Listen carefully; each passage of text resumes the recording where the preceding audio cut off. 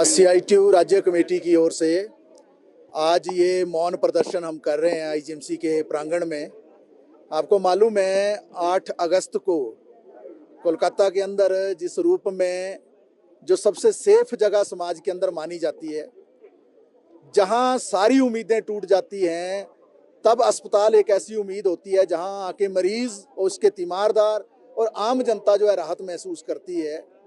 और अस्पतालों के अंदर ही अगर मरीजों की, डॉक्टरों की, मेडिकल कर्मियों की और जो तमाम लोग जो अस्पताल के अंदर कार्यरत हैं, उनकी सुरक्षा अगर खतरे में पड़ जाए तो इससे बड़ा दुर्भाग्यपूर्ण चीज़ कोई नहीं हो सकती है।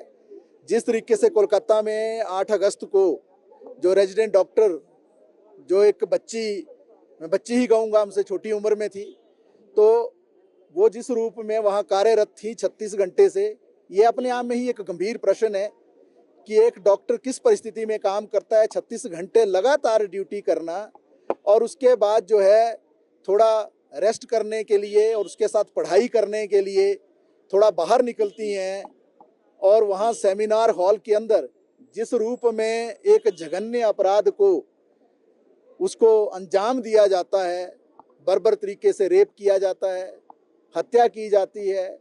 और दुर्भाग्यपूर्ण स्थिति ये है कि उसके बाद जो वहाँ की पुलिस है वो लीपापोती करती है, जो प्रबंधन है उस अस्पताल का वो यहाँ तक कह देता है कि आत्महत्या का मामला है। 3 घंटे जो बॉडी है उस लड़की की, डॉक्टर की, उसको देखने की इजाज़त उसके पेरेंट्स को नहीं दी जाती है। पूरी एक लीपापोती होती है। बहुत सारे प्रश्न खड़े हुए और पूरे देश के अंदर जिस तरीके से एक जन आक्रोश उमड़ा, ना केवल डॉक्टर और मेडिकल लाइन के कर्मचारी, तमाम जो काम करते हैं अस्पतालों के अंदर, वो सड़कों पर उतरे, बल्कि देश की जनता जो है करोड़ों की तादाद में लामबंद हुई इस बात को लेकर कि महिलाओं की सुरक्षा आखिर कब सुनिश्चित होगी। अस्पताल के अंदर अगर महिला की सुरक्षा सुनिश्चित नहीं है तो कहाँ सुरक्षित है फिर महिला।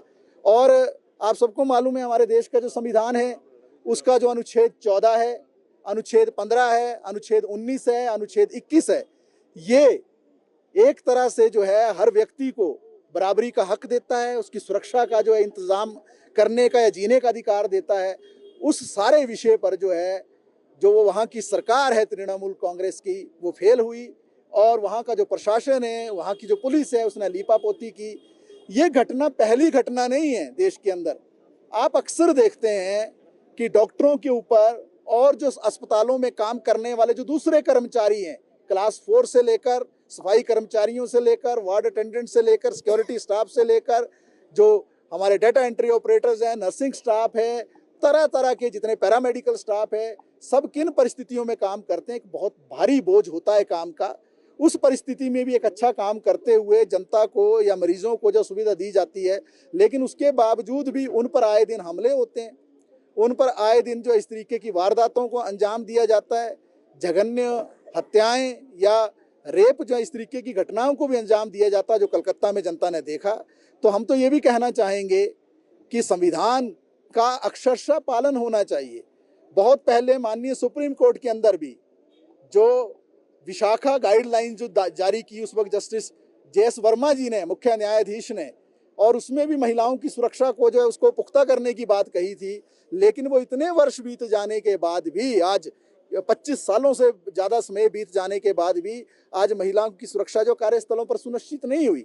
आज भी महिलाओं के साथ जो है इस तरीके के हमले होते हैं, बर्बरता होती है, हिंसा होती है, जघन्य अपराध होते हैं। तो महिला भी तो आधी आबादी है हमारे समाज का।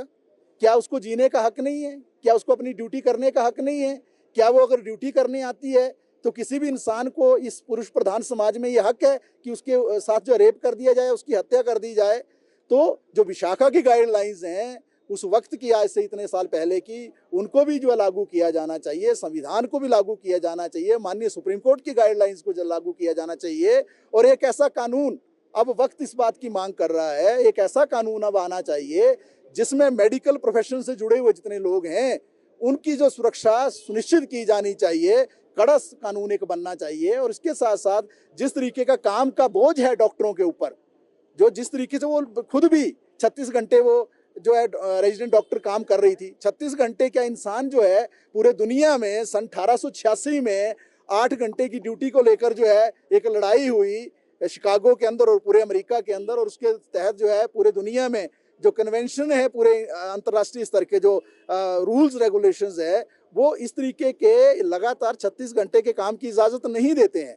तो ये क्यों हो रहा है? क्योंकि डॉक्टरों की भारी कमी है, काम का बोझ है। इस सारे विषय में भी सरकारों को हस्तक्षेप करने की आवश्यकता है। रिक्त पदों को, डॉक्टर हैं या मेडिकल प्रोफेशन से जुड़े हुए जितने भी लोग हैं अस्पतालों में जो काम करते हैं, कर्मचारी मजदूर, उनके रिक्त पदों को भरने की आवश्यकता है। तो सीटू राज्य कमेटी की ओर से आज हम एकजुटता प्रकट करने आए हैं कि जो कुछ कोलकाता के अंदर हुआ उसका न्याय तो मिलना ही चाहिए, लेकिन उसके साथ साथ इस ऐसी घटनाओं की पुनरावृत्ति ना हो, ये रिपीट ना हो, इसके लिए एक कानून, सख्त कानून अमल में आना चाहिए।